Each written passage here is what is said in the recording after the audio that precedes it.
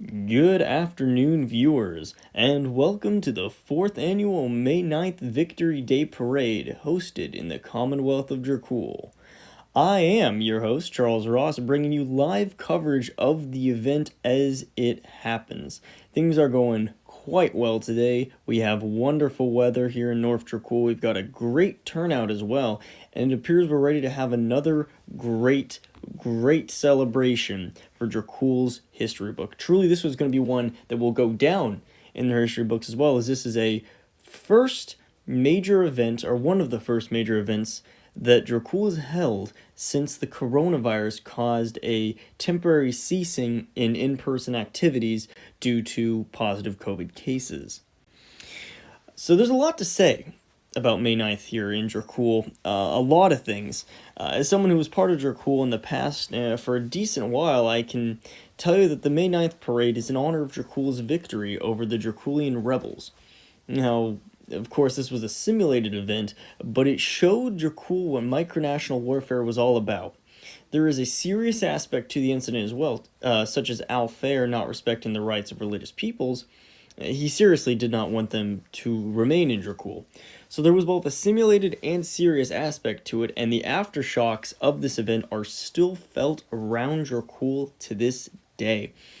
It is very much an important event, integral to Dracul's continuing place in the micronational community, and really helped build the state to what it is today. Yeah, now, personally, I think this is quite interesting how it was both, but at least there was a victory on the side of Dracul, on the side of the good guys, and that was most certainly the case. So, without further ado, I'm going to take it down to the live audio feed, and we're going to present the President of the Commonwealth of Dracul.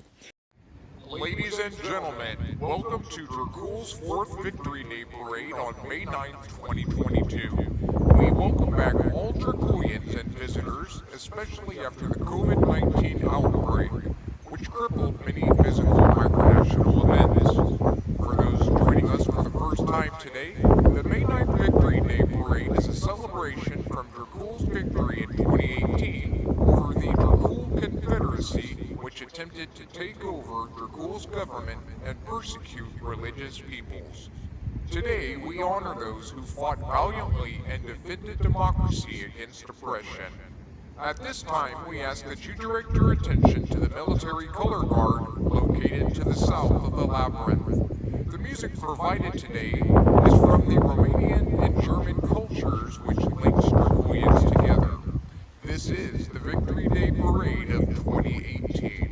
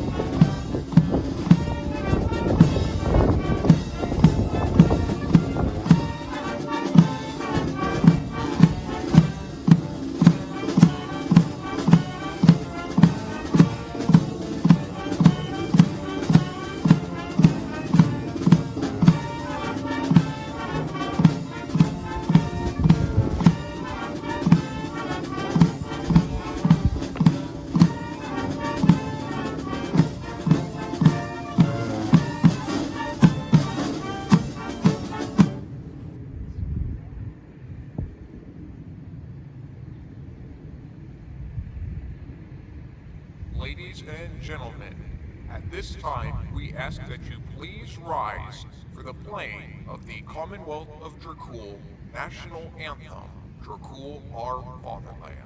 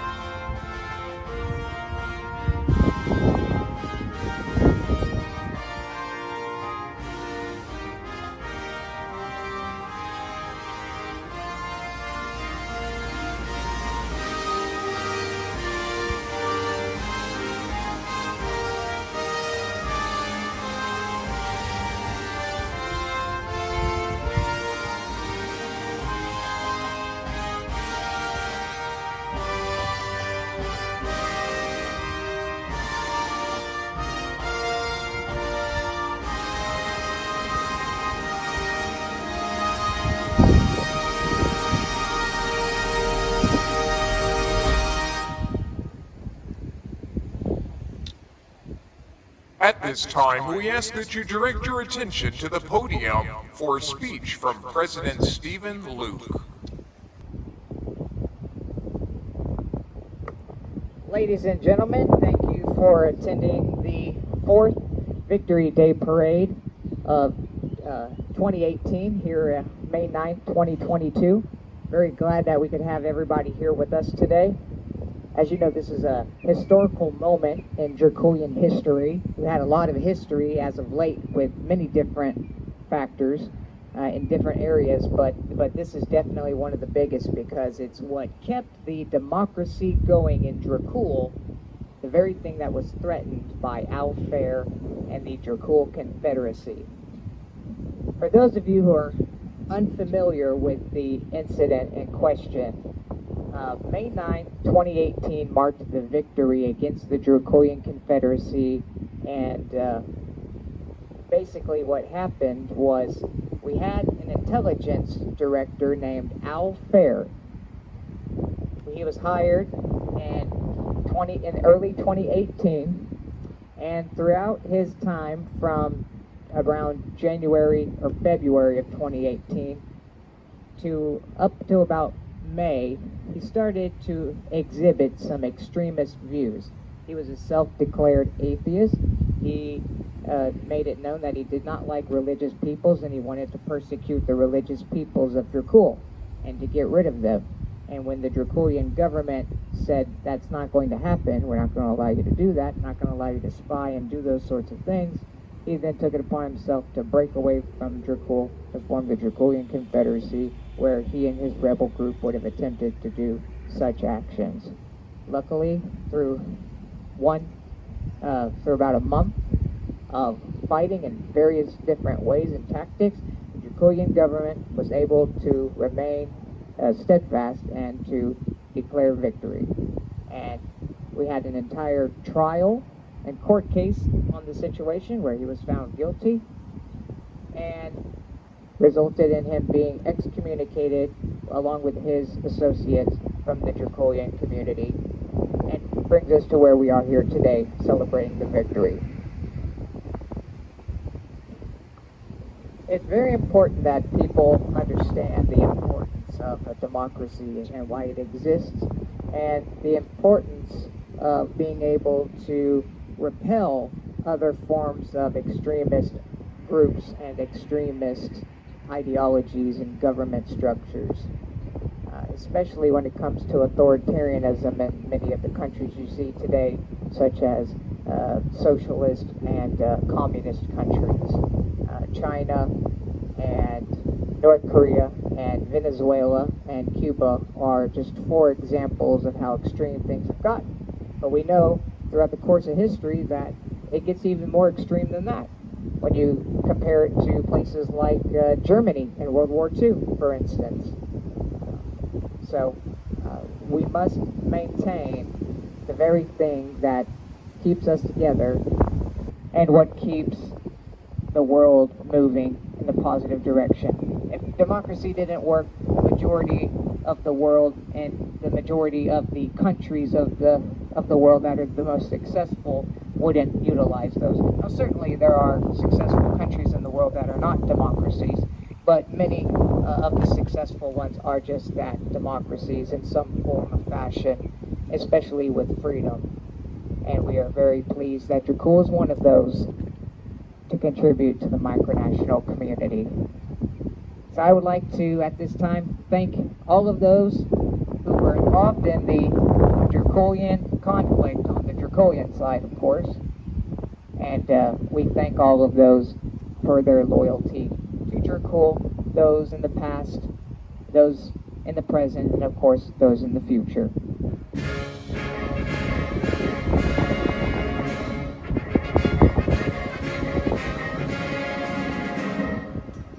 At this time, the Commonwealth of Dracul would like to honor those who served Dracul faithfully during the rebel conflict of 2018. Dennis Garza, Sarah Estrada, Paul Fry, Mark Milner, Eric Harvey Williams Jr., Dan Colt, and President Dimitri Powell. Thank you for your service in defense of our nation.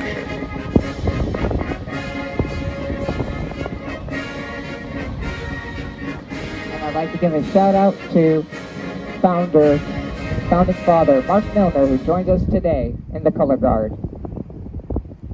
Ladies and gentlemen, in conclusion of today's event, we ask that you stay where you are until the color guard has left the labyrinth. For those wishing to attend the after party, please stay in the area to receive the address and time. Thank you again for your attendance, and especially those watching abroad. Color guard! Forward! March!